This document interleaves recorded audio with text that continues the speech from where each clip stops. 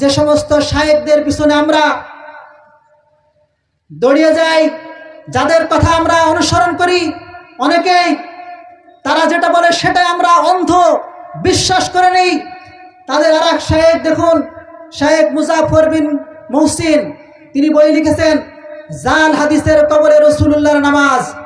সেখানে কি পরিমাণ মিথ্যাচার এবং তথ্য জালিয়াতি করেছে আপনারা দেখলে অবাক হয়ে যাবেন। দেখুন এই বইয়ের 24 নম্বর পৃষ্ঠার মধ্যে লিখেছে, যে ব্যক্তি সশব্দে আমিন বলবে এবং তা ফেরেশতাদের আমিনের সাথে মিলে যাবে, তার পূর্বের পাপ সমূহ ক্ষমা করা হবে।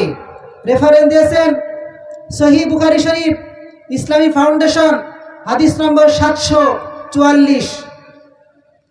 অথচ সহিহ বুখারী শরীফের মূল কিতাব খুলে দেখুন এবং ইসলামী ফাউন্ডেশন আমার সামনে উপস্থিত রয়েছে, 744 নম্বর হাদিস খুলে দেখুন।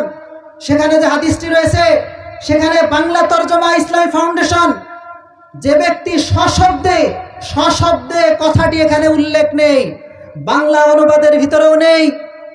ইসলামী ফাউন্ডেশন 2 নম্বর খণ্ড এখানে আমার কাছে রয়েছে, এখানে সশব্দে কথাটি বাংলা অনুবাদের ভিতরে নেই।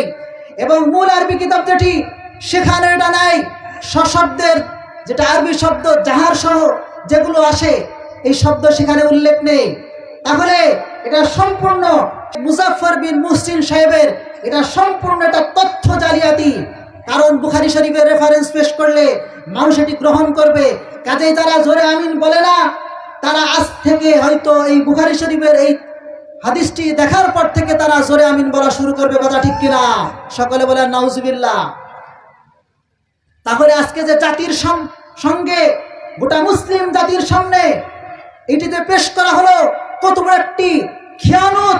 আজকে কোটি কোটি এই মুসলিম উম্মার সঙ্গে যে কত বড় একটি খেয়ানত আপনারা একটু চিন্তা করলে বুঝতে পারবেন। এভাবে বিভিন্ন তথ্য জালিয়াতিতে এই বই ভরা।